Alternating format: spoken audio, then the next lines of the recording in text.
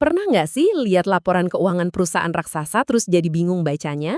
Nah, hari ini kita bakal bedah bareng-bareng gimana caranya memahami laporan keuangan konsolidasi biar semuanya jadi lebih jelas. Coba deh bayangin, gimana caranya kita bisa lihat kondisi satu kerajaan bisnis yang utuh dalam sekejap. Ambil contoh PT Astra Internasional. Mereka itu punya bisnis di mana-mana, dari otomotif, keuangan, sampai kelapa sawit, lewat ratusan anak perusahaan. Nah pertanyaannya, gimana caranya kita ngintip kesehatan finansial mereka semua cuma dari satu laporan? Mikirinnya aja udah pusing kan? Gimana caranya satu angka bisa mewakili bisnis mobil, pinjaman, plus kebun sawit sekaligus? Kalau kita cuma asal jumlahin semua angkanya, yang ada malah jadi super kacau dan ya menyesatkan. Ini bukan matematika biasa, tapi lebih kayak teka-teki akuntansi yang lumayan rumit. Oke, biar nggak pusing, ini peta jalan kita. Kita mulai dari masalah dasarnya. Satu perusahaan banyak wajah. Terus kita lihat solusi konsolidasinya.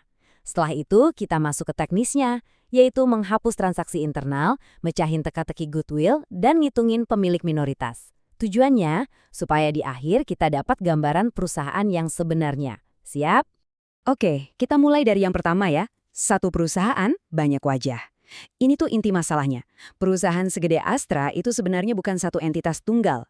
Anggap aja dia itu kayak kumpulan dari puluhan bahkan ratusan perusahaan kecil yang beda-beda. Jadi, kalau mau tahu kondisi mereka secara keseluruhan, kita nggak bisa lihat satu-satu.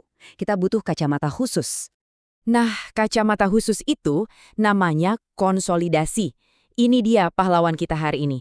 Sebuah teknik akuntansi yang idenya sebenarnya simple, tapi kuat banget. Jadi, menurut aturan akuntansinya atau PSAK, laporan keuangan konsolidasian itu intinya gini.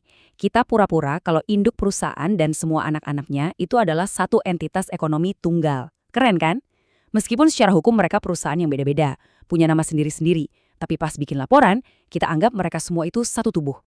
Analogi ini pas banget buat ngejelasinnya. Bikin laporan konsolidasi itu persis kayak bikin smoothie. Kita nggak bisa asal cemplungin apel utuh sama pisang ke piring terus bilang, ini minuman. Nggak bisa. Kita harus kupas kulitnya dulu, buang bijinya, baru deh di blender jadi satu minuman yang baru, yang utuh. Oke, sekarang kita masuk ke dapurnya. Gimana cara bikin smoothie tadi? Langkah pertama dan paling dasar dalam proses konsolidasi adalah membersihkan bahan-bahannya. Ini dia lapisan pertamanya. Nah, ini bagian yang krusial banget. Di pembukuan induk perusahaan, kepemilikan saham di anak perusahaan itu dicatat sebagai aset, namanya investasi pada anak perusahaan. Di sisi lain, di pembukuan si anak perusahaan, mereka punya yang namanya ekuitas. Sebenarnya, dua hal ini tuh cerminan satu sama lain, kayak lihat diri sendiri di cermin.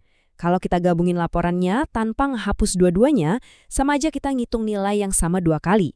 Jadi bengkak kan? Nggak boleh. Prosesnya kalau disederhanain kira-kira begini. Pertama, kita jejerin laporan keuangan si induk sama si anak. Terus, langkah kedua, kita coret atau batalkan aset investasi di laporan induk. Langkah ketiga, kita coret juga bagian ekuitas di laporan anak. Nah, dua item ini kan saling menghilangkan. Setelah cerminnya hilang, baru deh sisa aset dan liabilitas lainnya bisa kita gabungin jadi satu. Gampang kan? Tapi akuntansi nggak sesimpel itu. Ada lapisan berikutnya. Gimana ceritanya kalau perusahaan induk bayar lebih mahal dari nilai buku si anak perusahaan? Nah, disinilah muncul teka-teki baru. Jawabannya adalah goodwill. Goodwill ini apa sih? Anggap aja ini harga yang kita bayar untuk hal-hal yang nggak kelihatan tapi berharga banget. Kayak reputasi merek yang udah terkenal, loyalitas pelanggan yang kuat, atau sinergi bisnis yang bakal didapat. Semua nilai tak kasat mata ini diakui sebagai aset yang namanya goodwill.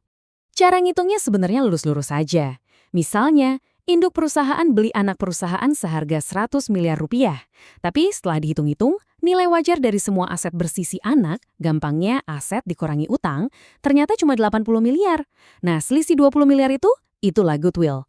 Angka ini nanti bakal muncul di laporan keuangan gabungan sebagai salah satu aset. Oke, teka-teki goodwill udah kepecahin. Sekarang kepingin puzzle terakhir. Gimana kalau induk perusahaan belinya nggak 100%? Misal cuma 80% atau 90%.